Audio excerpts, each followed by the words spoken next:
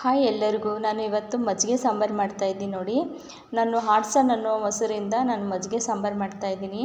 Packet ಮೊಸರಿದು. ಇದು ಕೂಡ ಹುಳಿ ಜಾಸ್ತಿ ಇರಲ್ಲ, ಚೆನ್ನಾಗಾಗುತ್ತೆ ಇದರಿಂದ ಕೂಡ. ಇವಾಗ ನೋಡಿ, ನಾನು ಮೊಸರನ್ನು ಪಾತ್ರೆಗೆ ಹಾಕ್ತಾಯಿದ್ದೀನಿ. ಸ್ವಲ್ಪ ನೀರು ಹಾಕ್ಕೊಂಡು ಮೊಸರನ್ನ ಕಡಿಬೇಕು, ಮಜ್ಜಿಗೆ ಮಾಡ್ಕೋಬೇಕು.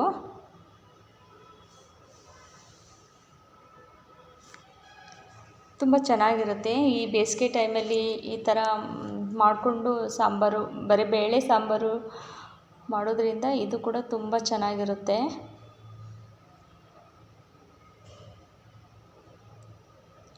ನೋಡಿ, ನಾನು ಒಂದು ಗೆಡ್ಡೆ ಬೆಳ್ಳುಳ್ಳಿನ ಈ ಥರ ಕುಟ್ತಾಯಿದ್ದೀನಿ. ತುಂಬ ಕುಟ್ಟಬೇಡಿ, ಸ್ವಲ್ಪ ತರಿಯಾಗಿ ಕುಟ್ಕೊಳ್ಳಿ.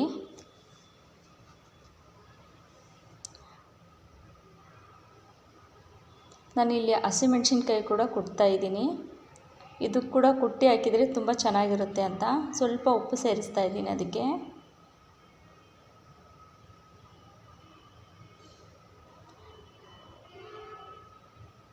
ಇದು ಅಷ್ಟೇ, ತರಿಯಾಗಿ ಕುಟ್ಕೊಳ್ಳಿ, ಜಾಸ್ತಿ ಏನೂ ಬೇಡ. ಬನ್ನಿ, ಇವಾಗ ಒಗ್ಗರಣೆಗೆ ನಾನು ಕಡಾಯಿನ ಇಟ್ಟಿದ್ದೀನಿ ನೋಡಿ. ಎಣ್ಣೆ ಹಾಕ್ತಾಯಿದ್ದೀನಿ.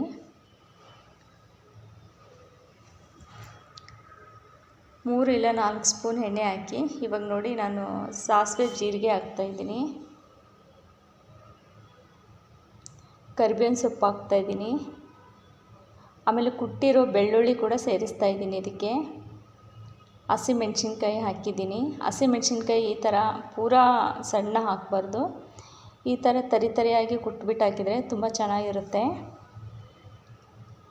ಸ್ವಲ್ಪ ಅರಿಶಿನ ಪುಡಿ ಹಾಕ್ತಾಯಿದ್ದೀನಿ. ಹಸಿಮೆಣ್ಸಿನ್ಕಾಯಿ ಆಮೇಲೆ ಬೆಳ್ಳುಳ್ಳಿ ಸ್ವಲ್ಪ ಎಣ್ಣೆಯಲ್ಲಿ ಕೆಂಪಗಾಗಬೇಕು. ಬೆಳ್ಳುಳ್ಳಿ ಕೆಂಪಗಾದಮೇಲೆ ಅದು ತುಂಬ ಚೆನ್ನಾಗಿರುತ್ತೆ.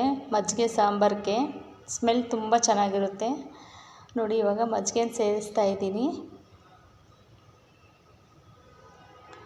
ಅನ್ನ ಸಾಂಬಾರಿಗೆ ತುಂಬ ಚೆನ್ನಾಗಿ ಟೇಸ್ಟ್ ಕೂಡ ಕೊಡುತ್ತೆ ನೋಡಿ. ಸ್ವಲ್ಪ ಉಪ್ಪು ಹಾಕ್ತಾಯಿದ್ದೀನಿ.